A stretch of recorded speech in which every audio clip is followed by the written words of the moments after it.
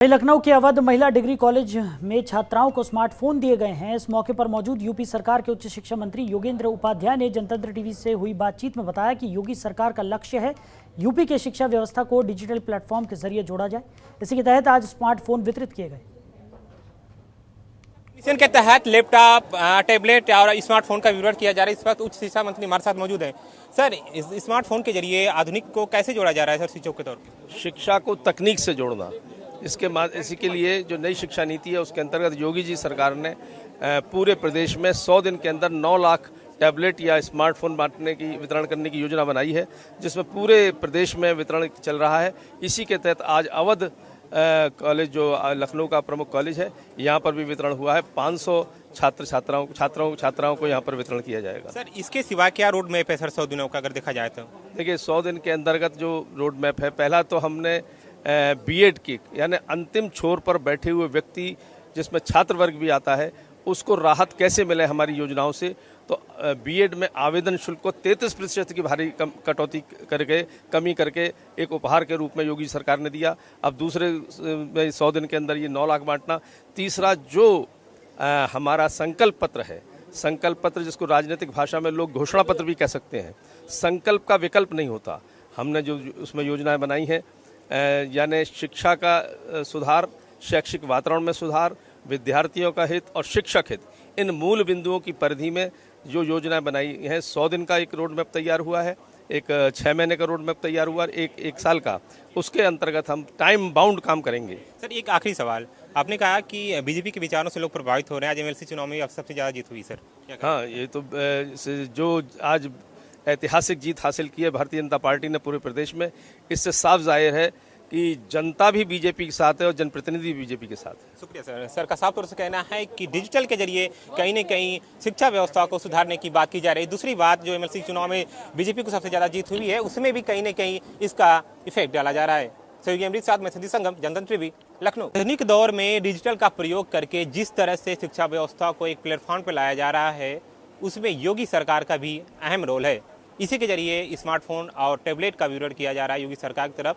तकरीबन 100 दिनों का मैप तैयार किया गया, जिसमें 9 लाख वितरण किया गया। इस वक्त मैं एक डिग्री कॉलेज में, महिला डिग्री कॉलेज में मौजूद हूँ। यहाँ पर आप देख सकते हैं कि जो छात्राएं हैं उन लोगों का जो स्मार्टफोन है वो वितरण किया गया है। जाहिर सी बात है कि इसके जरिए कहीं ना कहीं एक तरह से डिजिटल प्लेटफॉर्म के जरिए सभी चीज़ों को एक पर करने की पहल की जा रही है। इस वक्त कुछ महिलाएं, छात्राएं हमारे साथ मौजूद हैं, उनसे भी हम बात करेंगे। स्मार्टफोन के जरिए शिक्षा व्यवस्था को एक प्लेटफॉर्म पर जोड़ने की पहल की जा रही है, क्या कहना चाहेंगे? हमें बहुत अच्छा लग रहा है। कोविड के दौरान हमें फ़ोन की बहुत ज़रूरत थी, ऑनलाइन क्लासेस होती थी और आजकल सब कुछ डिजिटल हो गया, तो हमें और भी एक्स्ट्रा करिकुलर एक्टिविटीज़ सीखनी होती है। यूट्यूब पर वीडियो देखने के लिए हम योगी सरकार के शुक्रगुजार हैं कि उन्होंने हमें इतना अच्छा फ़ोन दिया और फ्रेंड्स को टैबलेट भी मिला है, तो थैंक यू योगी सरकार। और बहुत हमें आगे काम आने वाला है ग्रेजुएशन के बाद भी, और इससे हम सीखने वाले हैं। इससे ये सिर्फ फ़ोन हम अपनी पढ़ाई के लिए, अपने आगे प्रोग्रेस के लिए ही यूज़ करेंगे। Thank you. मैडम, एक मंत्री जी ने एक बात कही कि लाइब्रेरी को इससे जोड़ा जाएगा, ऐसे कैसे देख रही हैं इस चीज़ को? हाँ बिल्कुल, लगभग, क्योंकि ज़्यादातर लोग फ़ोन से ही जुड़े हैं आजकल देखा जाए। और सिर्फ स्टडी की ही बात ना करके अगर हम और चीज़ों में भी बात करें तो लगभग सारी चीज़ें लोग फ़ोन पर ही करते हैं। और लाइब्रेरी की बात रही तो जैसे कि स्टूडेंट्स हैं हम लोग, तो हम लोगों को बहुत सारे प्रोजेक्ट्स वगैरह मिलते हैं।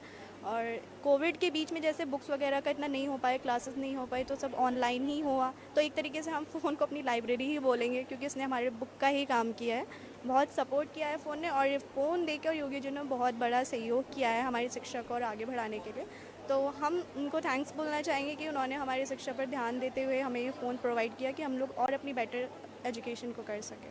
मैडम, आधुनिक दौर में टैबलेट या स्मार्टफोन की बात किया जाए, इससे जोड़ा जा रहा है चीज़ों को लेकर। कोविड दौर में हमने देखा कि सारी शिक्षा व्यवस्था बंद थी, डिजिटल प्लेटफॉर्म के जरिए शिक्षा व्यवस्था को आगे बढ़ाया जा रहा था। अब स्मार्टफोन मिला है, योगी सरकार को क्या कहना चाहेंगे, अब के दौर में क्या कहना? सबसे पहले तो मैं उन्हें थैंक यू कहना चाहूँगी जो उन्होंने हम लोग को इतना अच्छा स्मार्टफोन दिया है। और एक्चुअली ज़रूरी नहीं था सबके पेरेंट्स के लिए सबको फ़ोन दिलाना, तो उन्होंने जो गिफ्ट किया है हम लोग को फ़ोन, तो बहुत अच्छी बात है हम लोगों के लिए, और थैंक यू सो मच। और हर बच्चे को पॉसिबल नहीं था ना फ़ोन। शुक्रिया। साफ तौर से इनका कहना है कि कोविड के दौर में हमने देखा कि शिक्षा व्यवस्था बदहाल थी, बंद थी, लेकिन इस बीच में जिस तरह से डिजिटल प्लेटफॉर्म के जरिए शिक्षा व्यवस्था को संचालित रूप से शुरुआत की गई, तो वो भी काबिल तारीफ भी रहा है। इसके अलावा अगर हम स्मार्टफोन की उपयोगिता की बात करें तो तमाम तरह की ऐसी चीज़ें हैं जो इसके से जरिए कहीं ना कहीं जोड़ा जाता है। लाइब्रेरी के तौर पे अगर हम देखा जाए तो इसको भी कहीं ना कहीं जोड़ा जाता है। सहयोगी अमरीश के साथ मैं सतीश संगम, जनतंत्र टीवी, लखनऊ। खबरों के निष्पक्ष विश्लेषण के लिए सब्सक्राइब करें Jantantra TV and press the bell icon. Never miss any update.